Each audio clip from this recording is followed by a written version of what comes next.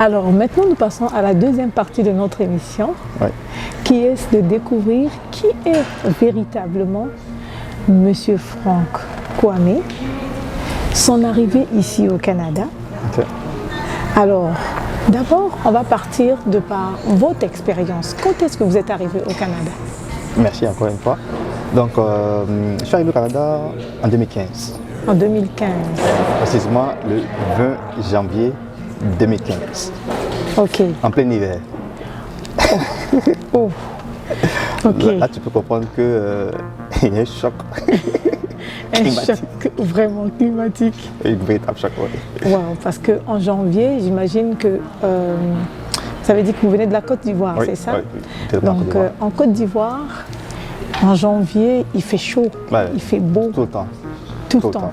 Tout le temps. Oui. Alors, on arrive au Canada en janvier où il fait beau, en blanc, où tout est couvert de blanc.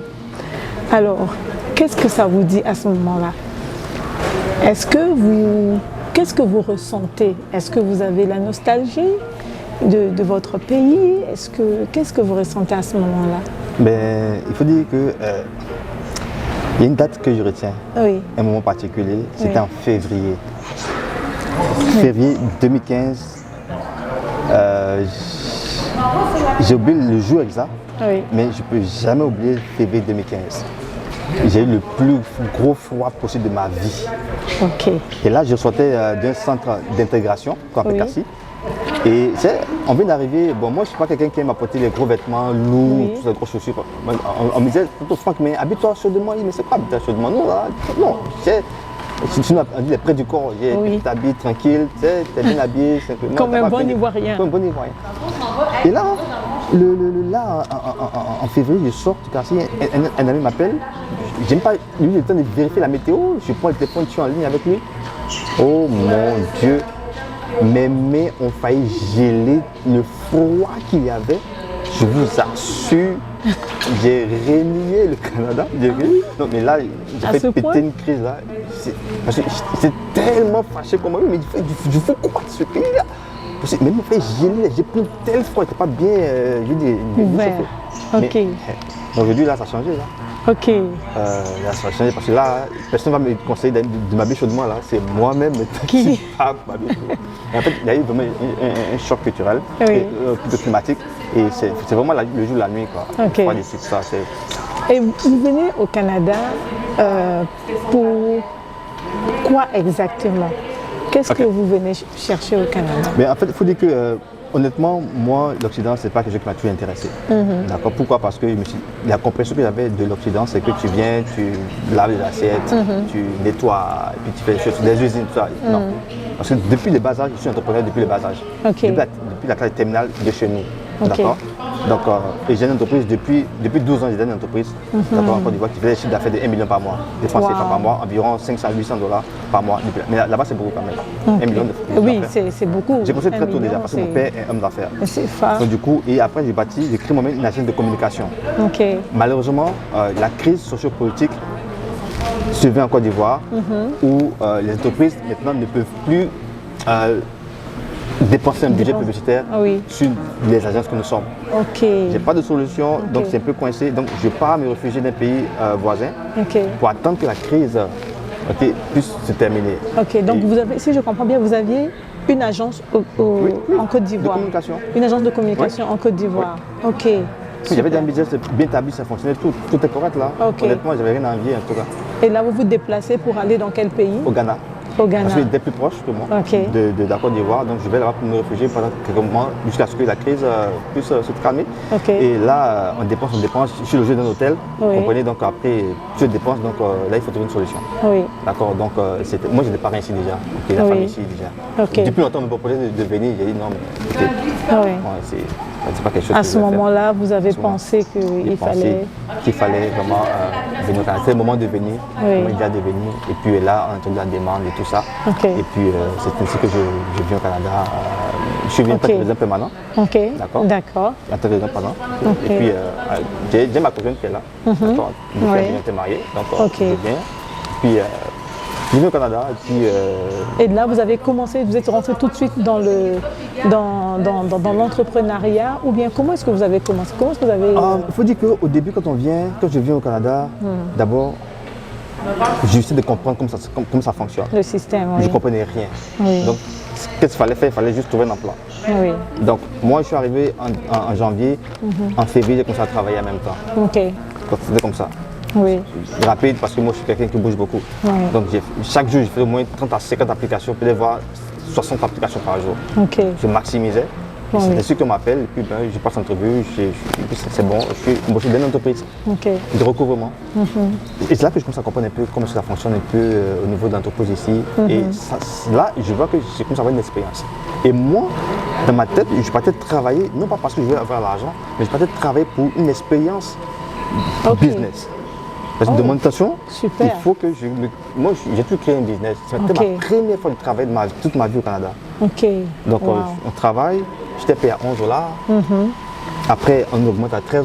OK. Et je travaille pour un sous-traitant d'une banque. Okay. Après, j'ai dit non, moi je vais aller directement travailler avec la banque. Wow. Et j'applique de travailler avec la banque. Wow. On me prend dans la banque et on me paye $15. Wow. Après $16. Après, ça monte 20, 27 et ça monte, ça crème. Et je donne le super argent là-bas. Okay. Je supervisais plusieurs titres et puis je commence à exploser. Et puis après, je démissionne. Wow. Parce que je connais, j'ai vu l'expérience du travail. Vous avez démissionné de la banque? Oui. OK. Et j'ai démissionné même, et puis je me suis évertué à dépenser tout mon argent jusqu'à ce que je sois découvert. OK. Pour entreprendre à partir de zéro. Parce que je suis un adepte d'entreprendre à partir de zéro, à partir de rien. Mais c'est comme ça que je le fais. Puis il faut dire que ce chemin-là, tout le monde peut le faire parce que j'ai quand même un background. D'entrepreneur depuis le bas âge. J'étais formé, j'ai eu des cours, des mentors, donc du coup je sais comment est-ce que le faire, mais il fallait que que vous ayez des pas, il fallait que vous ayez vous trouvez le chemin, comment est-ce que ça se passait ici au Canada. Pour pouvoir après me prendre en charge. D'accord. Et là, quand vous pensez entreprendre, dans quoi est-ce que vous voulez vous lancer tout de suite? Donc, vu que vous étiez déjà dans la communication, est-ce que tout de suite l'idée de la communication est revenue ou bien vous avez voulu aller d'abord ailleurs et puis... Non, j'ai toujours essayé de faire ce que je sais faire. OK. D'accord. Communiquer, le marketing. OK. D'accord. Donc, pour moi, étant donné que j'ai déposé tout mon argent que j'ai plus d'argent et que je voulais moi-même m'auto-challenger parce que quand j'étais en Afrique, je disais aux gens qu'on est capable de créer un business à partir de rien. Et j'ai toujours créé à partir de zéro.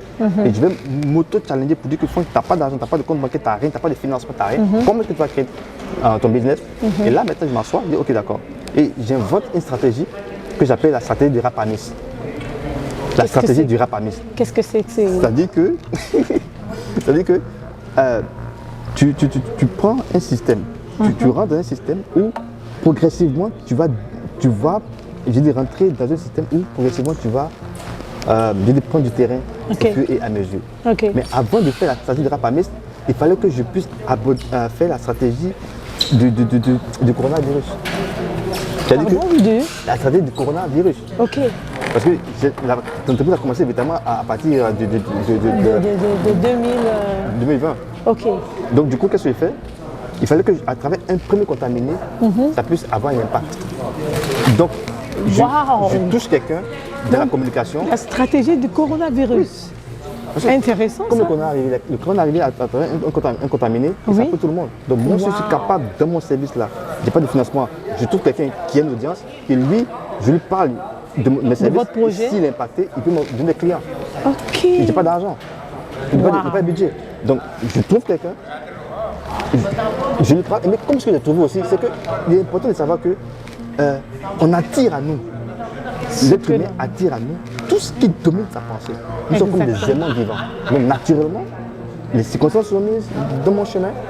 Et je rencontre cette personne, je parle de mes services. Et elle me met un contrat avec un premier fournisseur et mon premier contrat de $6 000.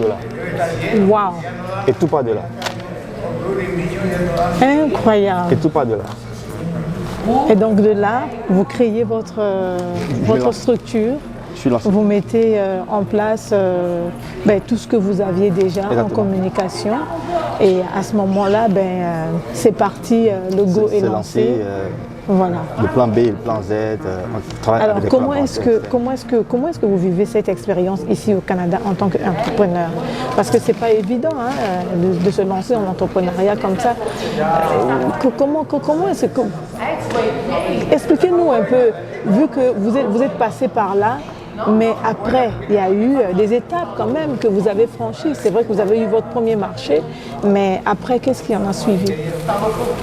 Il ne faut pas entreprendre pour entreprendre. Il ne faut pas se lancer en affaires parce qu'on veut de l'argent. Et ça, je m'ai vêtu à dire à tout le monde. N'entreprenez pas parce que vous haïssez votre travail et que vous voulez gagner de l'argent. Ça, c'est le chemin de l'échec véritable. Et du découragement et du stress. Ouais. Okay. Moi, j'ai une mission. Je connais ma valeur et j'aime être maître de mon temps. Ok. J'aime être maître de mon temps et aider les gens. Apporter une véritable solution, un développement véritable. Donc, c'est ce qui me conduit véritablement à pouvoir démissionner. Mais c'est pas facile. Ouais. C'est parce que j'ai eu un background. Oui. J'ai été formé. Et je m'auto-forme chaque jour. Okay. J'aiguise mon potentiel. Okay. Parce que plus tu aiguises ton potentiel, plus tu prends de la valeur. Et quand tu prends de la valeur, les gens viennent vers toi. Exactement. Donc je travaille sur moi-même. Pendant que les gens, les week-ends sont les bas de nuit, parce que c'est normal, hein, rien comme ça, ils sont chacun a son... Moi, je suis des formations. Okay. Je dors jusqu'à 3 h du matin, 2 h, 5 h du matin. Wow. Et je travaille, j'apprends les nouvelles technologies en marketing. Je regarde des vidéos, j'écoute pour aiguiser mon potentiel, pour avoir la meilleure offre possible sur le marché. Okay. Et c'est comme ça que je fais. Donc pour dire que pour arriver à ce stade-là, il faut vraiment être équipé en formation. Il faut vraiment se former. C'est pas facile d'entreprendre. Et beaucoup ici, qu'est-ce qu'ils font, c'est qu'ils ont un emploi à temps partiel ou à temps plein. Et ils veulent juste avoir une activité sur le côté pour juste avoir de l'argent. Et ça s'appelle entrepreneur. Moi j'appelle des commerçants. Oui. Il faut faire la différence entre un commerçant et un entrepreneur. Mais quand tu veux devenir entrepreneur, il faut un charisme. Oui. Il faut une mission véritable qui n'est pas basée sur l'argent, mais qui est basée sur le développement d'autrui. On entreprend pour autrui. Donc si je comprends bien, pour récapituler encore un peu, alors ici, M. Kwame nous parle de comment est-ce qu'il a entrepris et pour arriver là où il en est aujourd'hui, il s'est formé. Et c'est vrai qu'aujourd'hui, étant au Canada, pour entreprendre comme il se doit, pour qu'on soit vu à un certain niveau, il faut qu'on puisse se former, il faut qu'on connaisse les rouages du Canada. Exactement. Comment est-ce que ça se passe? Quelles sont les réglementations? Quels sont les chemins? Qu'est-ce qu'il faut emprunter comme chemin pour arriver à là où vous voulez aller? Et vous avez choisi le chemin d'aller vous former, de connaître le marché canadien avant de pouvoir faire quoi que ce soit et d'émerger dans ce que vous voulez faire. Exactement. Et même ce que je n'ai pas dit, c'est que j'ai même fait la formation, comment on appelle ça, formation lancement d'entreprise. Ok, super. Je l'ai faite. Et là, ça m'a fait du bien. Parce que j'ai découvert certaines choses qui sont importantes. Donc ça vous a ouvert les yeux? Oui. Et aujourd'hui, mon formateur, on est partenaire. Wow. Avec le magazine OBV. Wow. Ben oui. Waouh, ça c'est super ça. Ben oui, parce que c'est sûr que moi je suis pas un gars qui est calme là, donc je bouge un peu de la classe là, donc j'ai apporté plein de choses, j'ai fait des visuels, tout ça, tout m'était merveilleux là. Waouh. Donc aujourd'hui les partenaires, ils donnent des articles dans le magazine OBV. Ok. Ouais. Et ça c'est très important parce que beaucoup de gens, comme vous avez dit, ils se disent entrepreneurs, mais en fait ils ne le sont pas, ils sont commerçants. Ils veulent vendre quelque chose, se faire de l'argent à côté de leur emploi. C'est pas mauvais. C'est pas mauvais, mais il faut mettre les mots à leur place. Exactement. Ils bâtissent un inventaire au lieu d'une stratégie. Ok. Et donc vous aujourd'hui, par exemple, pour quelqu'un qui arrive au Canada, qui se dit que ok, moi j'ai entrepris, j'ai travaillé en Afrique, j'arrive ici, j'ai entrepris aussi, par exemple dans mon pays d'origine, et je viens au Canada.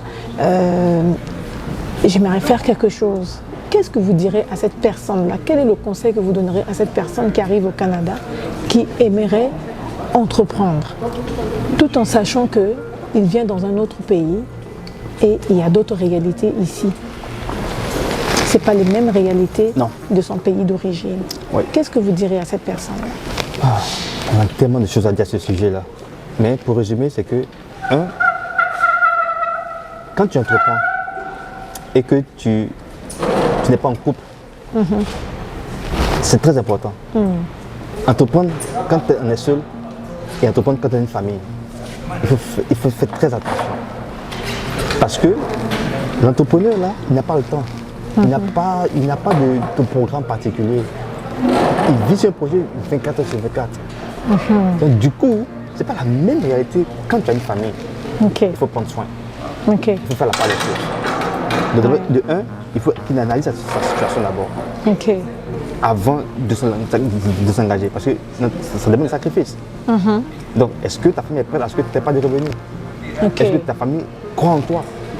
Parce que si ta propre famille ne croit pas en toi, en fait, ça c'est un problème.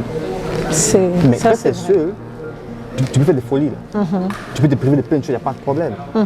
Donc d'abord c'est ça, c'est très important. Deuxièmement, il faut se former, il faut se faire former, se faire accompagner. Il faut se faire accompagner. Il faut aller chercher de l'aide, c'est important. Il y a tellement d'organismes ici qui assistent les gens comme Concept 37 et etc. qui aident les entrepreneurs. Wow. On appelle ça l'écosystème québécois. Wow. Et comme les BDC qui aident les gens à avoir un bon modèle d'affaires et même à investir dans le projet. Wow. Donc tu te fais former et tu vas pour un financement. Parce que je veux dire, la communauté, nous, c'est qu'ils n'aiment pas le crédit, ils n'aiment pas les dettes. Ouais. Mais en fait. Pour avoir l'argent ici, je fais de l'argent, il faut s'endetter. Il faut s'endetter. Wow. Donc tu fais former, tu prends et puis tu fais un bon plan d'affaires. Tu as un financement, tu gagnes ta vie au Canada. Mais ça dépend, il faut avoir un mindset. Le mindset, il faut avoir un mindset. Il faut avoir un mindset. Okay. Ce sont toutes ces choses qu'on va dire, mais ça va paraître comme de la théorie. Alors donc, si je comprends bien pour récapituler, ça va être encore que un entrepreneur doit avoir une vision claire. Ouais. Et il faut qu'il sache dans quoi est-ce qu'il se lance. Bien sûr. S'il est en couple, mais qu'il mette d'abord les choses au point en famille avant d'aller pouvoir se lancer, parce que l'entrepreneur, généralement, il aura des problèmes. Il vit.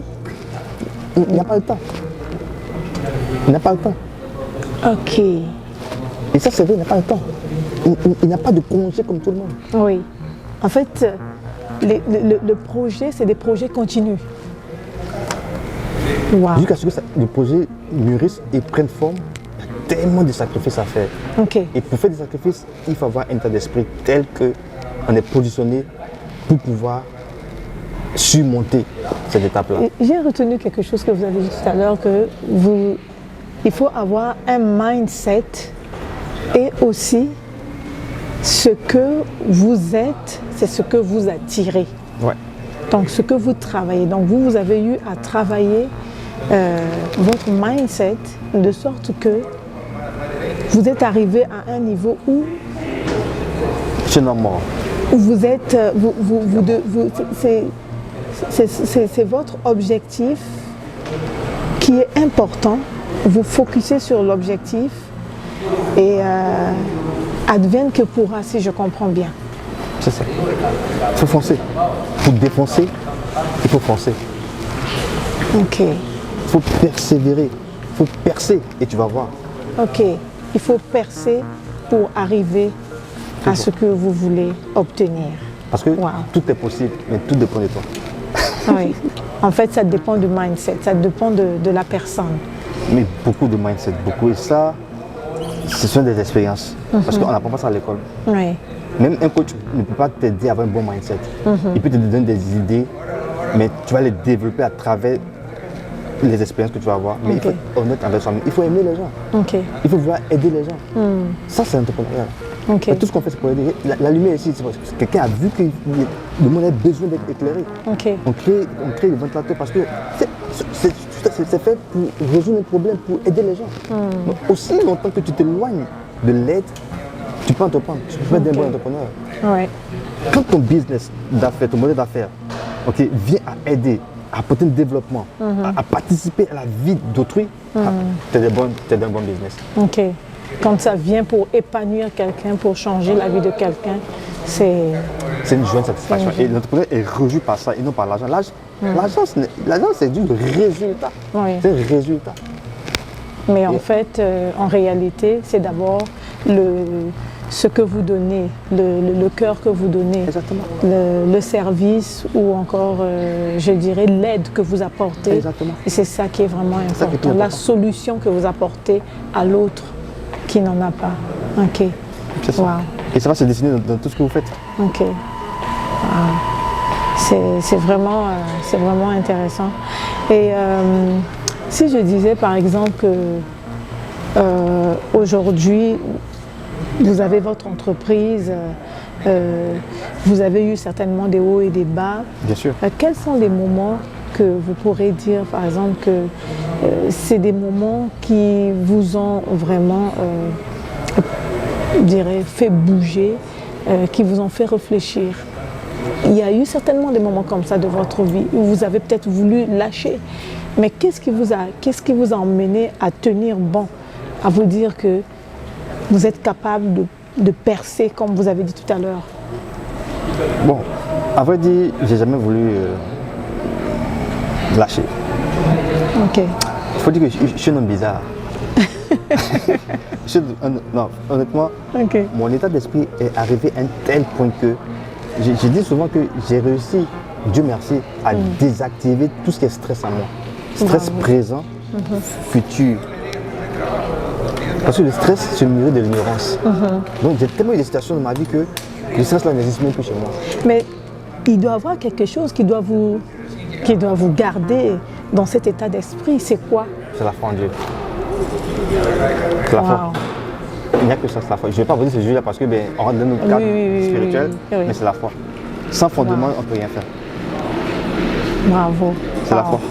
Et votre mot de fin, qu'est-ce que vous direz alors quel conseil que vous nous donnerez ou quel serait votre mot de fin pour cette partie?